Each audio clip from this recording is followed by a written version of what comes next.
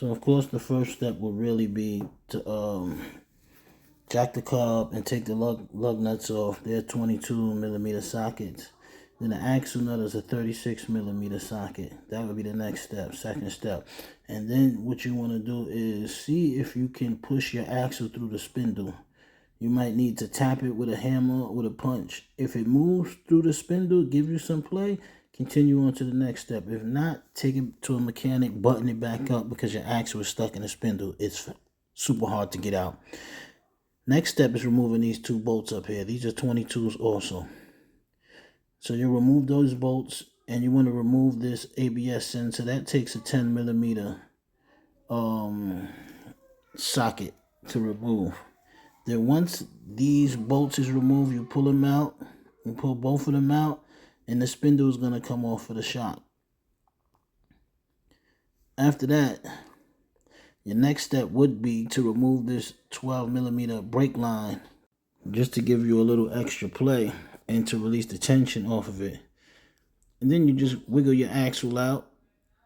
I needed two hands, so I had to show you. But if you're removing your sway bar link, go ahead and hit those with the 17mm and take that off. But you don't need to remove that to do the lower control arm. And then I'm going to wiggle the axle out, but I'm not going to show it because I actually needed two hands to do that. That will be my next step. What is that? Step 3, step 4, one of them. Yeah, see, the axle will come right out. You just wiggle it, move your spindle around a little bit, and then it'll come right out. Then once it's out, the next step will be to remove the control arm, the lower control arm nut that's connected to the ball joint. And that one was a 19 also, 19 or 18. And then it has a castle nut, and the castle nut that's there, it has a cotter pin. With the cotter pin, you just take the cotter pin out, you pull it out, unhook it, pull it out, and then you just get to work on that 19mm. Mine's, fortunately, it was easy. I just put the 19mm wrench to it, and it was able to turn it, break it loose, and come all the way off. Then once it's all the way off, what you're gonna have to do, since you're doing the control arm and you changing it, don't worry so much about the ball joint bolt.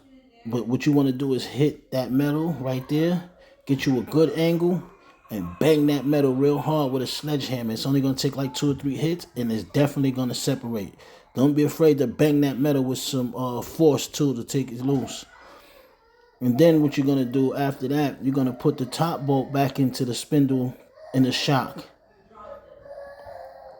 Because you're going to need that, you need the stuff out of your way. I mean, you just want it to be up there because it's going to be easier to do the work that you got to do from there.